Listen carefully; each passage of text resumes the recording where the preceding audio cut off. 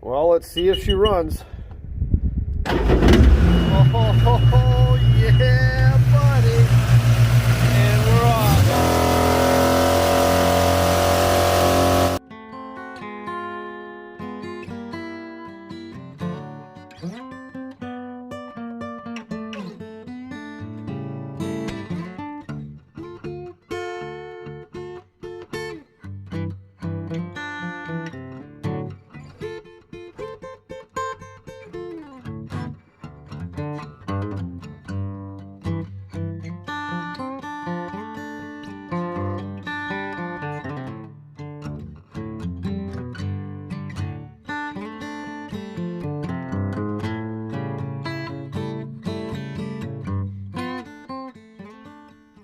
What's up, YouTube? John, JDS Outdoors. Welcome back to the channel. And we just took the boat for a rip. This video is going to be a little different compared to the last couple. More of my old style, kind of point, shoot, story tell. It might not exactly be an hour, but it should be pretty lengthy. Explaining what it took to get it to this point. So let's go dive right in and see what happened.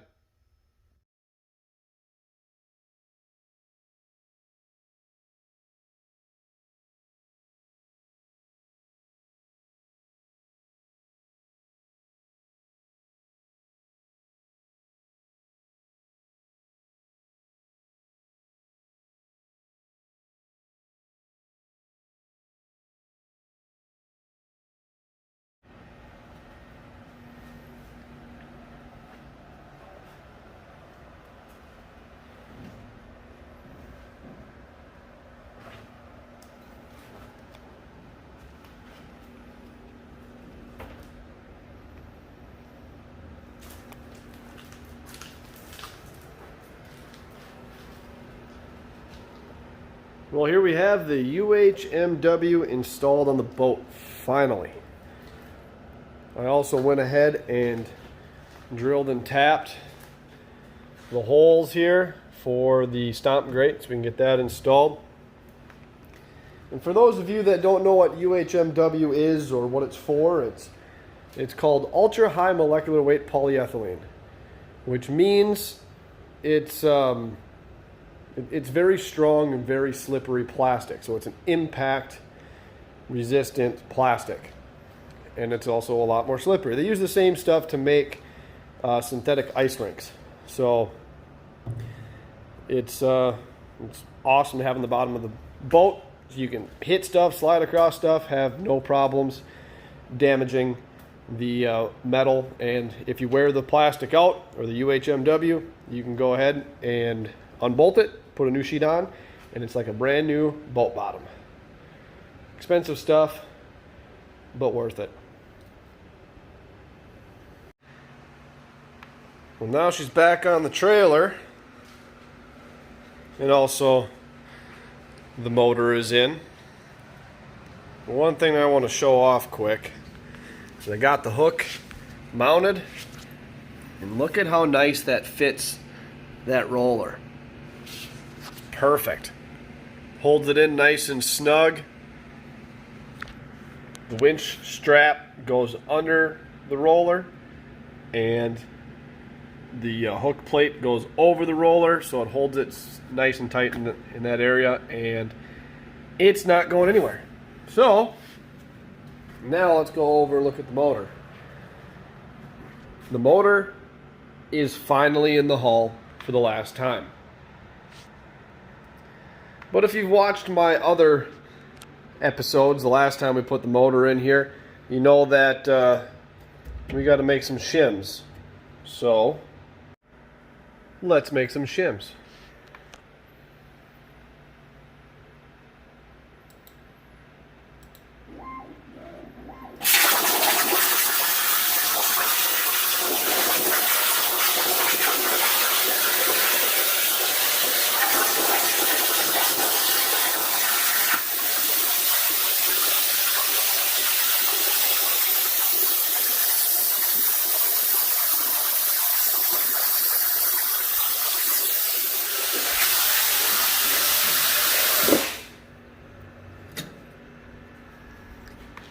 check out how it compares to our factory shims here. That'll do, eh? Let's go ahead and make a few more. All right. So here's something a little frustrating. Let's take a closer look here at the drive shaft. So if you remember in earlier videos, I already had to cut like 3 inches off of this so we can leave a little bit of room. So for one, it doesn't hit the engine, and two, we can put the carbon seal parts on here. There's that little retainer clip, fits in that groove and ends approximately right there. Cool, right? Well, I'm going to bolt this on, and that hits the motor. And also you can see the thickness of that carbon seal goes to about right there. So we could make a custom boot to hold the carbon seal and seal to that tube right there to make that work. So I get there's gonna be a little bit of customization going on when you buy a pre-built intake, but this one's just been a little more frustrating than it needs to be. So for starters, we cut that down, and we still got to finagle with the carbon seal to get that to work. 2, I got the motor in here currently on a bunch of shims because I'm still trying to get the final height of the drive, or of the motor mounts, sorry, final height of the motor mounts. And I used the C-Do alignment tool, which part of it's right there and part of it's right there, to get it perfectly aligned with this plate. So you bolt it onto this plate, you stick the rod in, and it centers the motor. It should go nice and straight into it, no resistance. Did that. Perfect. It looked dead center in the hole. Now we go put the drive shaft in, and I'm going to see if I can catch this on video. But I don't know if you notice something a little cattywampus. That drive shaft's definitely not centered in the hole. It's definitely a bigger gap on the bottom there than it is on the top. So that means the carbon seal is going to sit and spin like a corkscrew all the way around, wearing it out, not sealing, leaking water. And yeah, so here's my thought. Let's see why this happens, or why this happened. I think it might have something to do with maybe this being in the wrong spot, but I'm not going to say that yet. Let's go ahead and pull a couple shims out, pull the drive shaft and the pump off, and see if we can get that motor aligned. Or see, once we get this drive shaft centered, pull it apart, put the alignment tool in, and see what that tells us. Because they can't both be off. If they're both off, then it's something with this overly expensive chunk of metal that I purchased. I'm not going to formulate an opinion complete yet, but yeah. I'll check back in when I get the alignment tool. Alright, so I went ahead and removed a couple shims, and I got the drive shaft perfectly centered in the hole. Perfect. I even hit it with a micrometer just to check, and it's damn near perfect. And once again, ignore all the shims. They're there to get heights. If you use that many shims in your build for final, there's problems. So let's go ahead and pull this drive shaft out and hit it with the alignment tool. So last check. Perfectly centered drive shaft. Let's see which one's wrong. Alright, we got the alignment tool hooked up. All 4 bolts are in. Let's see if I can catch this for you. If you look through the hole, it looks pretty centered. We haven't moved any shims or nothing, or anything like that, but it looks centered. That silver ring you're seeing is the motor. Right there.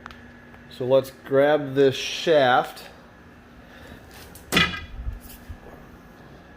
and see what happens. It should go in to the motor straight with no resistance.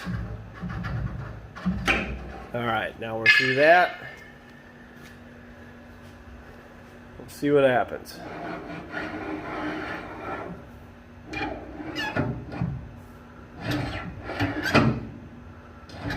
See how it moves that piece up? But it does fit snugly into the motor. So maybe this bearing is cattywampus, which is a good possibility that could happen.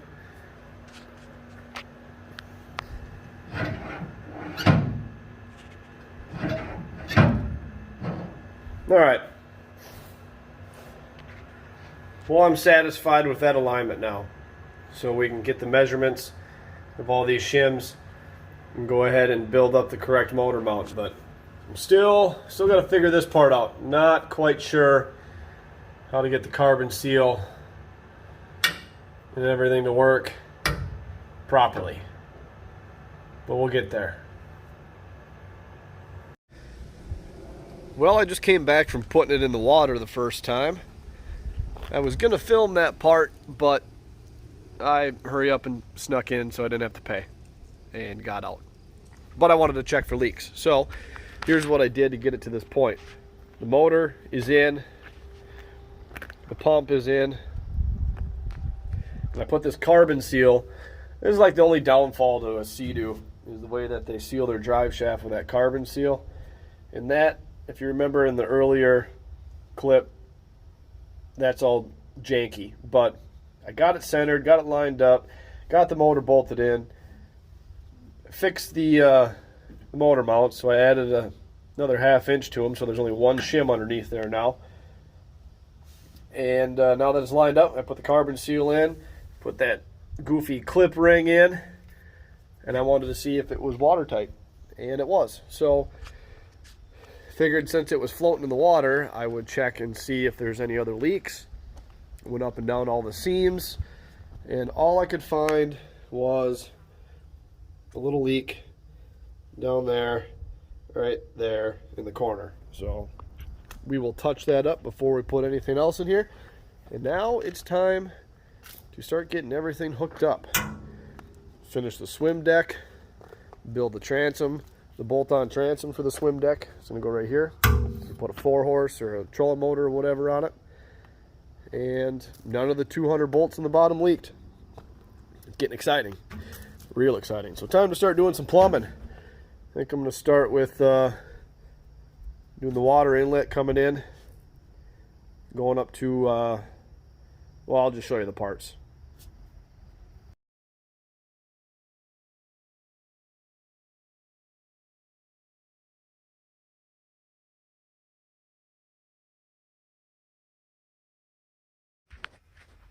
Alright, so here's what I came up with. Got the pump removed. And looking at the back here, so this is how this works. These two are for the siphon bilges, right? They're just two little holes, hooks up to the pump. If you look on the original, it's these two O-rings. On the original here, they hooked up to the drain plugs. So it's just a siphon bilge, but you can see that they clog up. So I'm still going to use the siphon bilge along with doing regular bilge pumps. So we'll make something to take the place of this because we have two drain plugs already. And it just so happens that them two holes are approximately the same size internally as an 1/8 inch pipe tap. So my thought is we're going to run 1/8 inch from 1/8 inch pipe to whatever size hose barb and use that for the siphon bilges. So that should work well. Now back to this plate. This one here is our fresh water in from the pump. So the way that works, and sorry, I know this is a lot of rambling, but I'm trying to explain how all this works. Hard to do with a voiceover. This tube right here is force fed via the jet pump, and it exits out this hole right here.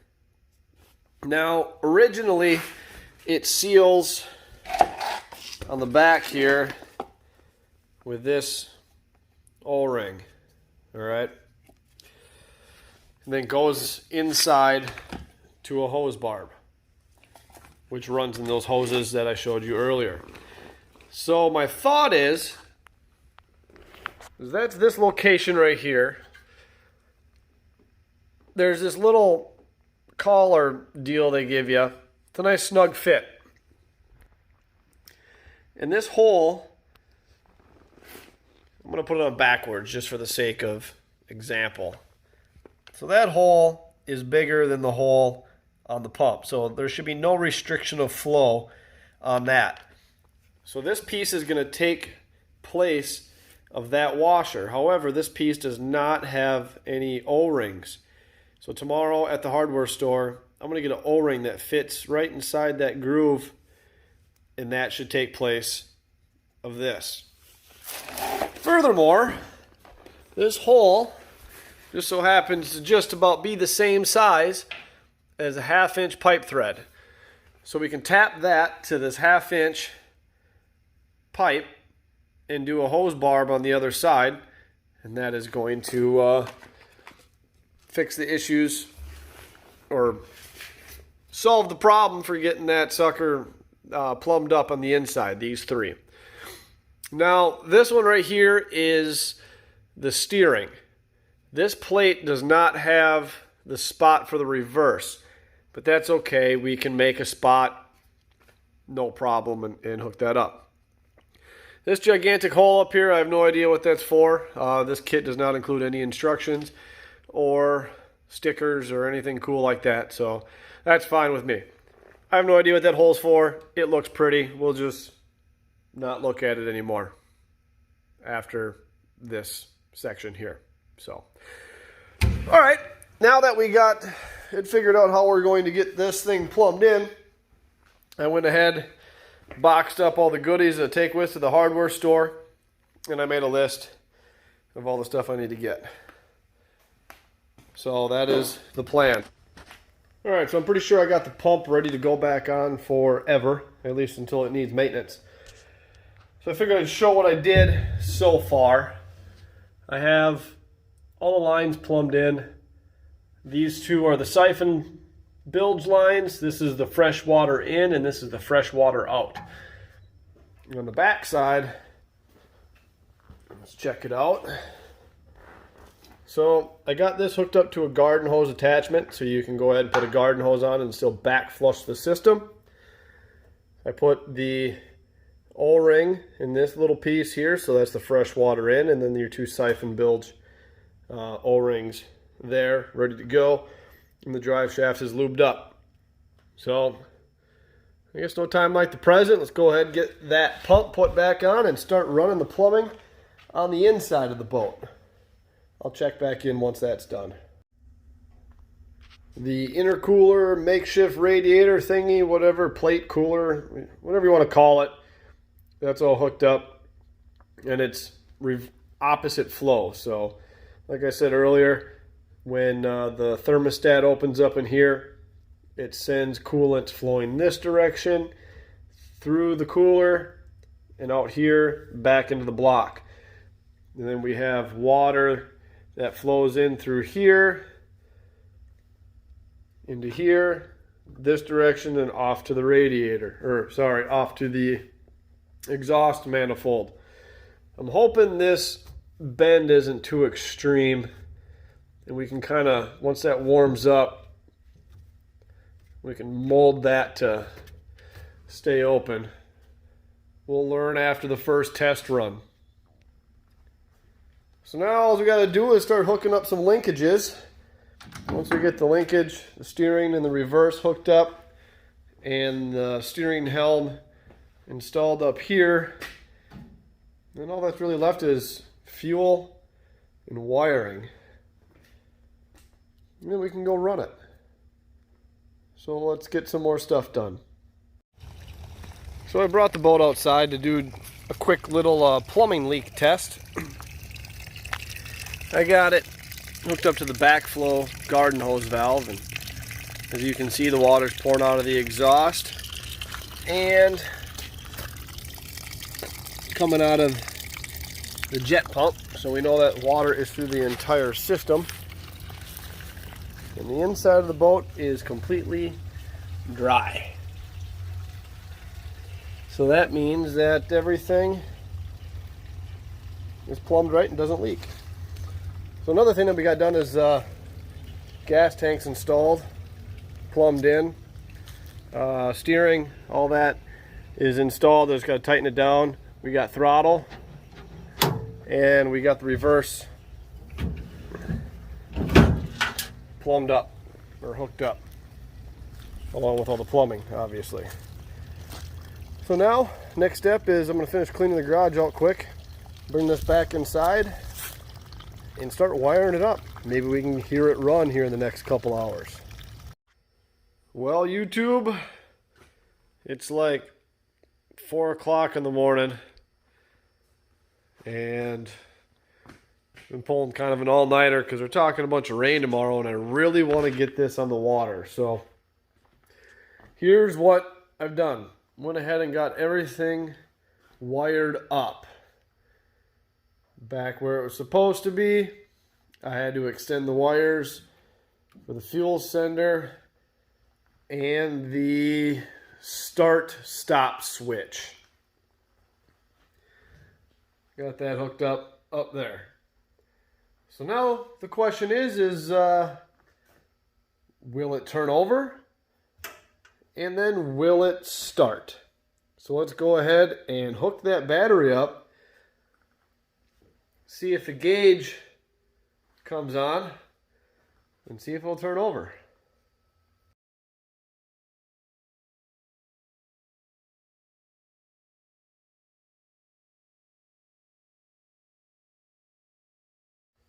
Well, nothing's smoking yet. That's a good sign. Oh, also got the stomp grate installed down the bottom. Looks pretty sweet. This is the first time power's been hooked up to this thing in months. Let's see what happens here.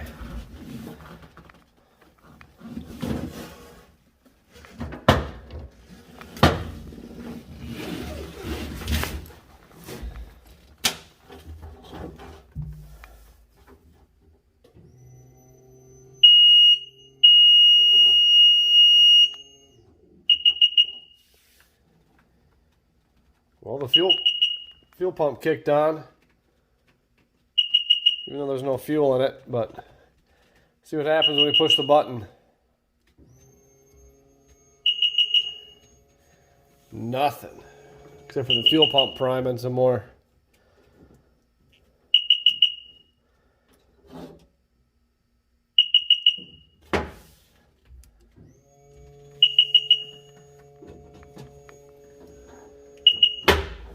We must have to add some fuel in order for it to prime enough to let the sensors turn it over. So let's do that. We'll add a little bit of gas. There's like a gallon of gas in here. We'll see if that's enough to get it to prime.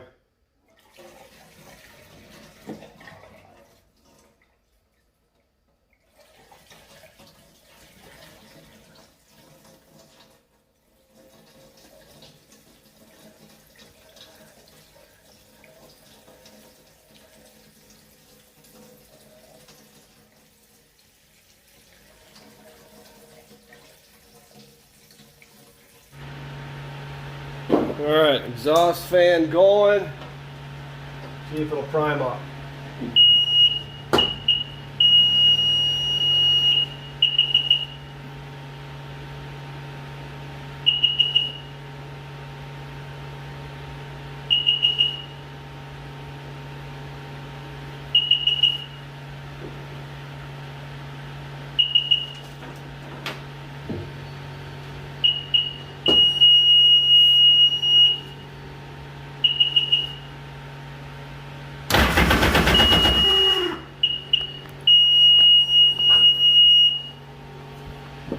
Ha!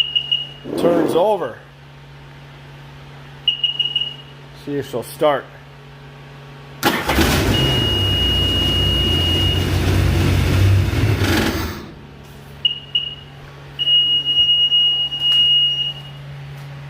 Had water in the exhaust.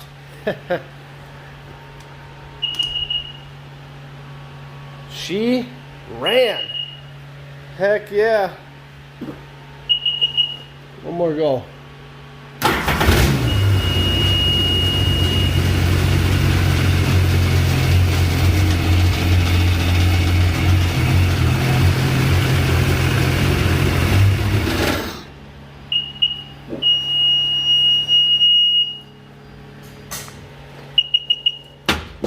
That is awesome. Now that we made a huge mess, got some smoke going, I'm happy. I can go to sleep now. And I will get back with you guys in the morning when we go get some fuel to put in here and put it out in the water, see what happens. Heck yeah. Well, it's finally light out and pretty decent. A little cold, but let's go get some fuel and take this boat for a spin. Cold start. Well, I got her in the water. I guess let's go ahead and take it for a spin. So pushed her out in the lake. Let's go ahead and hook the key up.